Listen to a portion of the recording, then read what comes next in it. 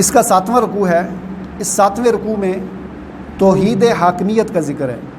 توحید کے بھی مختلف پہلو ہیں.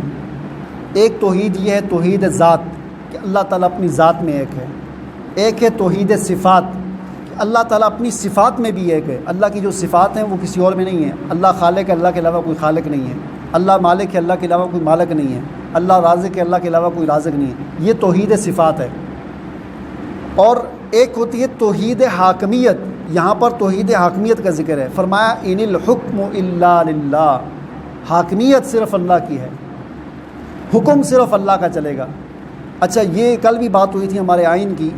یہ چیز ہمارے آئین کی یوں سمجھ لیں کہ پہلی شک ہے ہمارے پاکستان کے آئین کی کہ حاکمیت اعلیٰ صرف اللہ کی ذات ہے.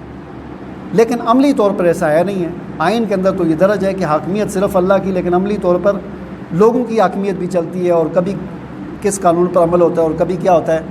لیکن آئین کے اندر یہ چیز درج ہے ہمارے کہ حاکمیت اعلیٰ صرف اللہ کی.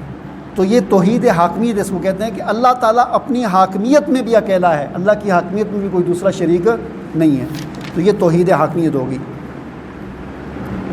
پھر آگے عذاب کی 3 صورتیں اللہ تعالیٰ نے بیان کی ہیں کہ جب اللہ کا عذاب آتا ہے تو کبھی اوپر سے بھی آتا ہے، کبھی نیچے سے آتا ہے، زلزلے کی صورت میں، کبھی باہم لڑائی کی صورت میں. کہ اللہ تعالیٰ جب کسی قوم پر عذاب نازل کرتا ہے تو آسمان سے بھی نازل کرتا ہے، نیچے سے بھی نازل کرتا ہے. اور عذاب کی ایک شکل یہ بھی ہوتی ہے کہ اللہ تعالیٰ لوگوں کو آپس میں لڑا دیتا ہے، وہ اس کو مارتے ہیں، وہ اس کو مارتے ہیں.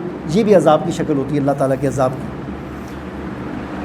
دعا کرے اللہ تعالیٰ ہمیں عمل کرنے کی توفیق عطا فرمائے.